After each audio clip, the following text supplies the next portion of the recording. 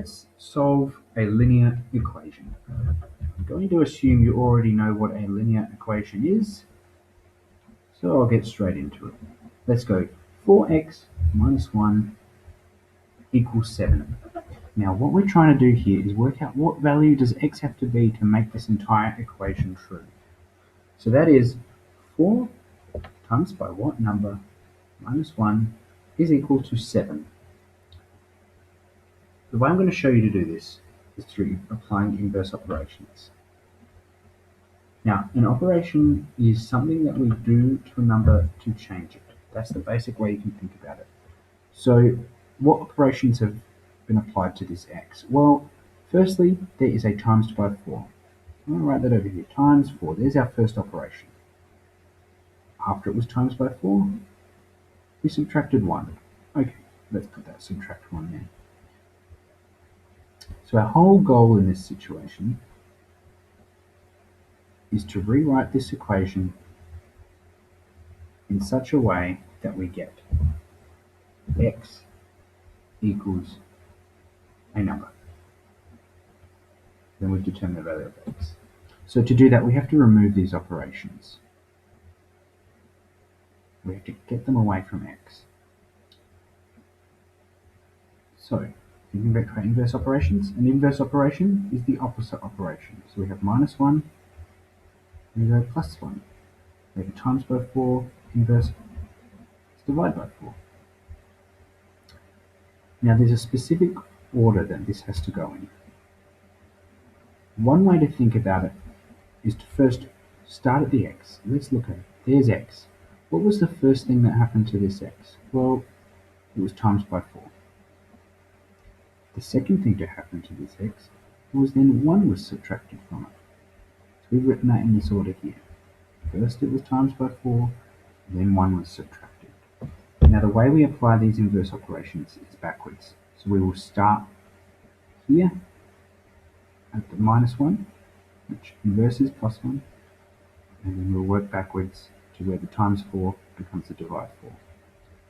Now another thing to note is that these operations, when we apply this inverse operation to remove these numbers away from the x, we have to do it to both sides of the equation.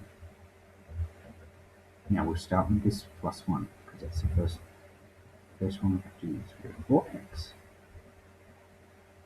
minus 1. Now we apply the inverse operation. Plus 1 equals, then we have 7. Inverse operation on both sides of this equation. 7 plus 1. So if I draw this out, if I write this out in another line, I go 4x, it's still there. Now, negative 1 plus 1 equals 0. So they cancel out. They're gone.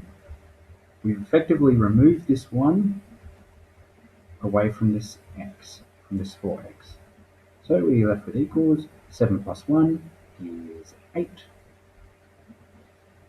And now we're ready to move on to the next part. So we've dealt with this plus 1.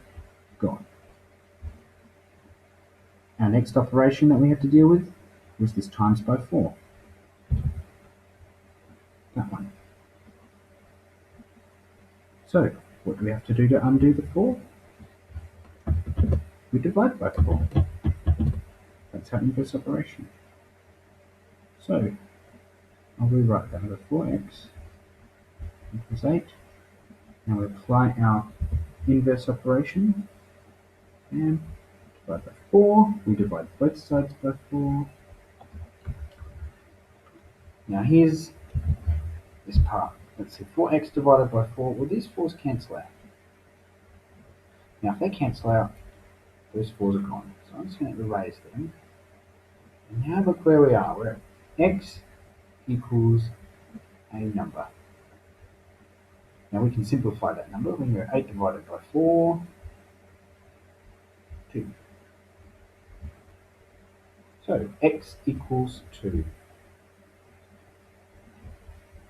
X equals 2.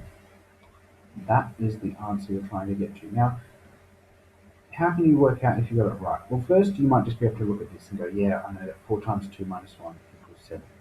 I know that. In the more complicated equations, you're going to have to go back in to the original equation. So this 4x minus 1 equals 7. So let's write that. 4x minus 1 equals 7. And we substitute this x equals 2 back into the equation.